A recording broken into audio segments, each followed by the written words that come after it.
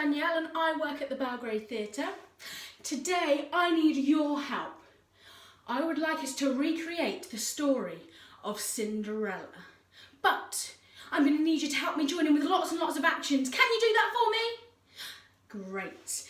Okay, first of all we need to get warmed up. So stretch up high to the sky for me, wiggle those fingers.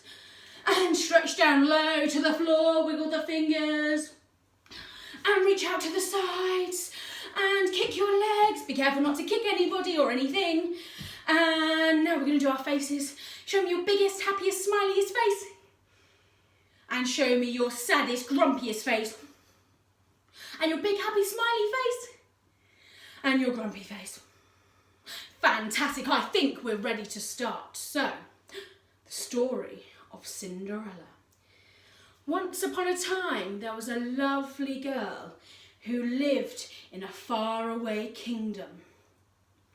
But she lived there with her evil stepmother and her two evil stepsisters. Mwahahaha! Give me your evil laugh. Mwahahaha! Fantastic. They lived in a big house. Show me the house. A big house. Brilliant. But Cinderella only had a small room in the attic, and she just had rags to wear for clothes. And her stepmother made her do all of the housework. She made her do the hoovering. Show me the hoovering. Great. She made her do the dusting. Reach up high and over this side. She made her clean the windows. Oh, and it made Cinderella very, very tired. But in another part of the kingdom, there lived the king. And the king had a son who he wanted to get married. So he decided to organise a big ball, which is a big party, for all of the ladies to attend. And the stepmother and her two evil stepdaughters were so excited that they could go to the ball. They thought they'd get to marry the prince. And so they asked Cinderella to help them with their dresses. So Cinderella spent all day long helping them get dressed. And then give me a twirl. Fantastic.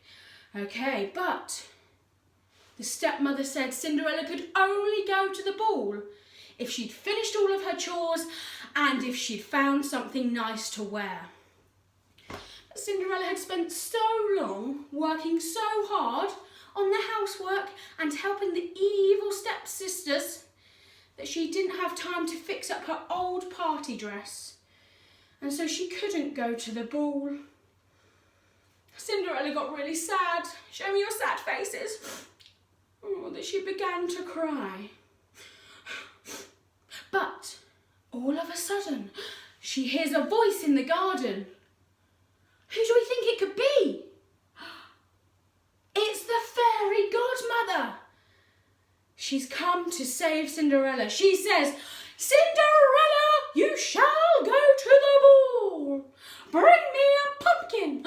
And so Cinderella brings her a big pumpkin. And now she's going to do a spell to turn the pumpkin into a lovely big carriage. So I'm going to need you to help me turn the pumpkin into a lovely big carriage. So, have you ever done abracadabra? Great, we're going to do it all together. After 3, we're going to say abracadabra carriage. Are we ready? 1, 2, 3, abracadabra carriage. All of a sudden, the pumpkin has turned into a big carriage. But Cinderella still hasn't got any clothes to wear, so the fairy godmother says, we're going to have to do another spell. We're going to need to do abracadabra party clothes. Are we ready after 3? 1, 2, 3, abracadabra party clothes. And all of a sudden, Cinderella is wearing the most beautiful party dress. But there's one last thing. She hasn't got any horses to pull the carriage. And so we're going to have to do one more spell. This time we're going to do abracadabra horses. Are we ready? Great. 1, 2, 3. Abracadabra horses. And there we have it. Cinderella has her horses, her carriage, and her lovely party dress. And so off she goes to the ball. And she's really, really excited. Show me those excited faces. Fantastic. And when she arrives, the prince sees Cinderella and he asks her to dance. Now show me your dance moves that you do at a party. Great, yeah, good. Freestyle, anything, fantastic. But then Cinderella hears the clock begin to chime. She knows that it's nearly 12 o'clock. And what does that mean? She remembers that the fairy godmother said the spell will be broken at 12 o'clock. And so she needs to get back home. And so she begins to run. Join me in running as fast as you can, as fast as you can, as fast as you can. Keep going, keep going, keep going, keep going, keep going. And she makes it just as the clock chimes 12 and she's back into her old rags and she hasn't got her carriage or her horses anymore. But as she was running, she lost something. What do we think she lost? It was her glass slipper. She'd left it on the palace steps. Oh no, and so the prince didn't even know Cinderella's name. He didn't get time to talk to her. And so he said, I'm going to go and knock on every single house until I find the lady who fits this glass slipper. And so off he went around the kingdom and he was knock, knock, knock, knock, knock on everybody's door. He'd take in the glass slipper and see if it fits. Does it fit? No. So he'd go to the next house and knock, knock, knock, knock, knock. Does it fit? No. The prince was beginning to get tired. He'd been to nearly every house in the kingdom. But then he went to one last house and he knocked, knock, knock, knock, knock, knocked on the door and answered Cinderella's two evil stepsisters. And they were so excited that they thought they could squeeze their feet into the glass slipper. But it was no use. Their feet were too big and they didn't fit. And then Cinderella came down from her room and he said, you must try on this glass slipper. And so Cinderella tried on the glass slipper. And do we think it fitted?